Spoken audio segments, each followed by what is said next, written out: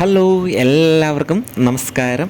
അങ്ങനെ IPLൻ്റെ ആരവങ്ങളൊക്കെ കഴിഞ്ഞ് എല്ലാവരും കാത്തിരുന്ന 2020 വേൾഡ് കപ്പ് 2024 2020 വേൾഡ് കപ്പ് ആരംഭിക്കുകയാണ്. അതിന് മുന്നോടിയായിട്ടുള്ള ഇന്ത്യയുടെ സന്നാഹ മത്സരം എല്ലാവരും കാത്തിരിക്കുമായിരിക്കും അല്ലേ? അത് വരുന്ന ശനിയാഴ്ച, അതായത് 1-ാം തീയതി ഇന്ത്യൻ സമയം വൈകിട്ട് 8 മണിക്കാണ്. വിരാട് കോഹ്ലിക്ക് വിശ്രമം അനുവദിച്ചിട്ടുണ്ട്. എന്തായാലും ബംഗ്ലാദേശിനെതിരെയുള്ള പരിശീലന മത്സരം ഭയങ്കര ആവേശകരമായിരിക്കും എന്ന് തന്നെ നമുക്ക് കരുതാം. അതുപോലെ തന്നെ ഈ വർഷത്തെ 2020 വേൾഡ് കപ്പിൽ പുതിയ ഒരുപാട് ടീമുകളുണ്ട്.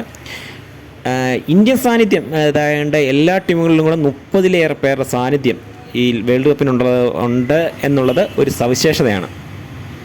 അതുപോലെ തന്നെ ഒരുപാട് ക്രിക്കറ്റ് വിദഗ്ധരുടെയൊക്കെ അഭിപ്രായത്തിൽ ഈ വർഷം ഏറ്റവും കൂടുതൽ ജയിക്കാൻ സാധ്യതയുള്ള ടീം ഇന്ത്യയും ഓസ്ട്രേലിയയാണ്. 2020 ആണ്. നമുക്ക്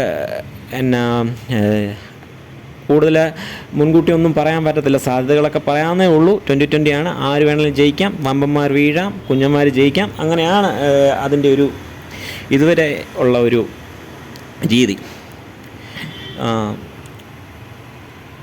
നമ്മുടെ മലയാളി താരമായ സഞ്ജുവിന് അവസരം കിട്ടുമെന്ന് തന്നെ പ്രതീക്ഷിക്കുക.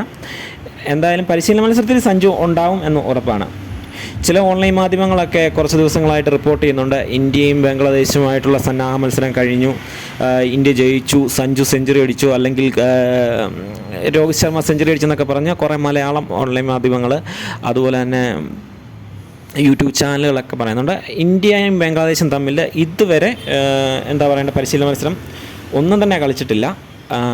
ആ പരിശീലന മത്സരം എന്ന് പറയുന്നത് വരുന്ന ശനിയാഴ്ച ഇന്ത്യൻ സമയം രാത്രി 8 മണിക്കാണ്.